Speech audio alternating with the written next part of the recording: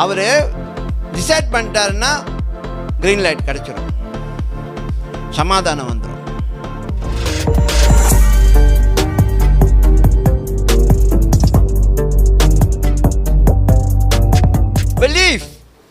Believe what God is saying to us will make you to grow.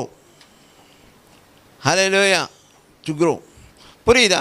So அப்போ என்ன நடக்குது? முதலாவது நம்ம என்ன செய்யணும்? நமக்குள்ளே இருக்கிற உள்ளுணர்வை கொஞ்சம் உணர வைக்கணும். புரியுதா? மனசாட்சின்னா தெரியும் தானே?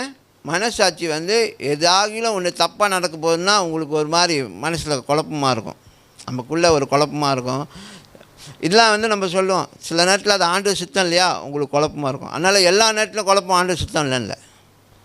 புரியுதா? சில நேரத்தில் குழப்பமாக இருக்கும், சில நேரத்தில் ஒரு இது சரியாக வராது அப்படின்னு சொல்லி ஒரு ஒரு காரியம் வரும்பொழுது நீங்கள் அதை ஒதுங்கிறது நல்லது. அதுக்குள்ளே சம்மதப்படுத்தாமல் ஒதுங்கி போகிறது நல்லது. Give time, no problem. ஆண்டவர் சொன்னார்னா இப்பயே செஞ்சு முடிக்கணும்ல. அவர் உங்களுக்கு என்ன செய்வார்? ஒரு அப்பா கையை பிடிச்சி பிள்ளைய கூட்டிகிட்டு போகிற மாதிரி கூட்டிகிட்டு போவார். அது சரியா இல்லையா, விருப்பம் இல்லையா அந்த பிள்ளைக்கு அந்த நேரத்தில் சாப்பிட ஃபாஸ்ட் பண்ண மாட்டார். பரவாயில்ல, கொஞ்சம் டைம் எடுத்துக்க. அப்போ நீங்கள் ஒதுங்கும்பொழுது என்ன ஆகும்? அவர் கோச்சிக்க மாட்டார். அவர் சொல்லார், yes you are just started to learn something. இப்போ நீ என்ன செய்கிற?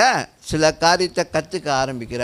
அப்போ நீங்கள் ஒதுங்கி போகும்பொழுது அது வேணான்னு சொல்லி ஒதுங்கி போகும்பொழுது அப்பா கோச்சிக்க மாட்டார், தேவன் கோச்சிக்க மாட்டார். ஏன்னா நீங்கள் கொஞ்சம் ஒதுங்கி போகும்போது என்ன செய்றீங்க? கொஞ்சம் தூரத்துலேருந்து பார்க்கும்போது இன்னும் கொஞ்சம் கிளாரிட்டி உங்களுக்கு வரும், இன்னும் கொஞ்சம் கிளாரிட்டி வரும்.